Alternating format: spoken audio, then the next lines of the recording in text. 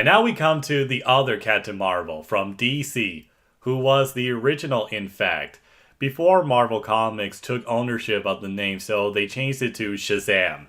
We follow a young orphan named Billy Batson as he's put into a new home with a huge family. But that's not the biggest change for him. He is brought into another realm by a mysterious wizard who grants him extraordinary powers. By saying the word Shazam? he becomes an adult superhero. Billy and his foster brother Freddy, are excited over this. Billy's powers include super strength, hyperspeed, and electricity manipulation, as well as other things. But a threat comes into the form of a powerful man named Savannah, and Billy has to become a real hero.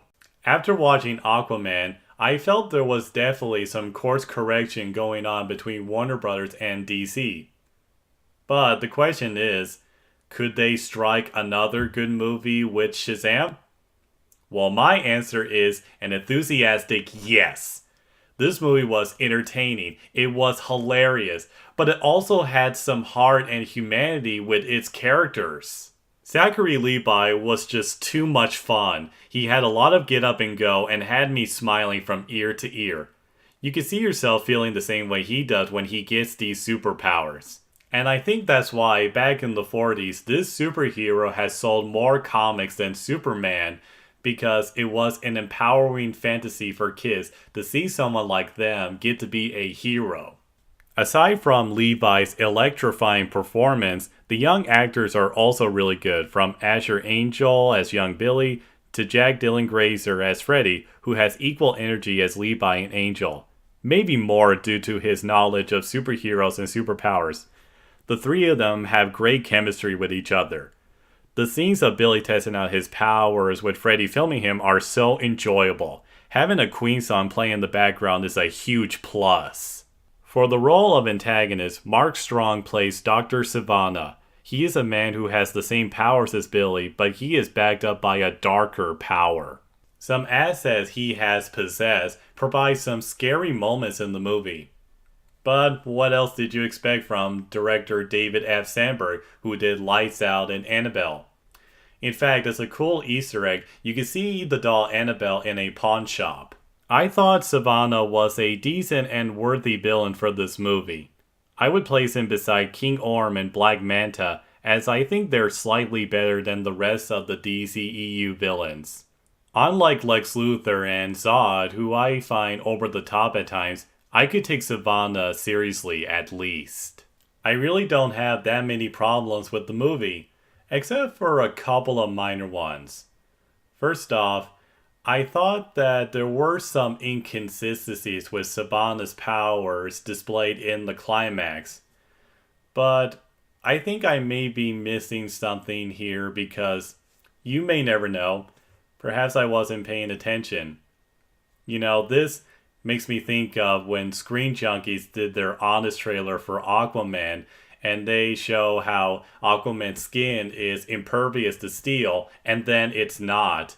But some fans in the comment section have pointed out that it's Atlantean steel that can harm him. So, you may never know. And I thought the first act was pretty standard, setting up everything and his characters. But when Billy gets transformed into a hero, that's where it takes off for me. Also, for those of you who want to avoid spoilers, I say do not look up Shazam toys, because they're a huge spoiler in of themselves. This kind of makes me think back to when Shrek came out. I had a Burger King toy of Fiona, and it had this switch where you can switch her from human to ogre. I didn't think it was part of the movie, but when I saw it, it definitely was. Aside from all that, to put it plainly, Shazam was the best DCEU film I've seen since Wonder Woman. It had a very enjoyable lead, a great comedic tone, and some heart that was very much welcome. For those of you who are seeing this movie, yes, it will play out like a Marvel movie. But, speaking as a Marvel purist, I think it's better than Captain Marvel.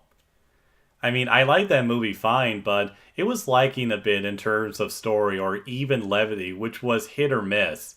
With Shazam, I was more invested in its main character, and it was consistently funny.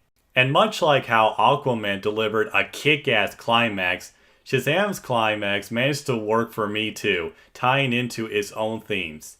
I just cannot wait to see it again.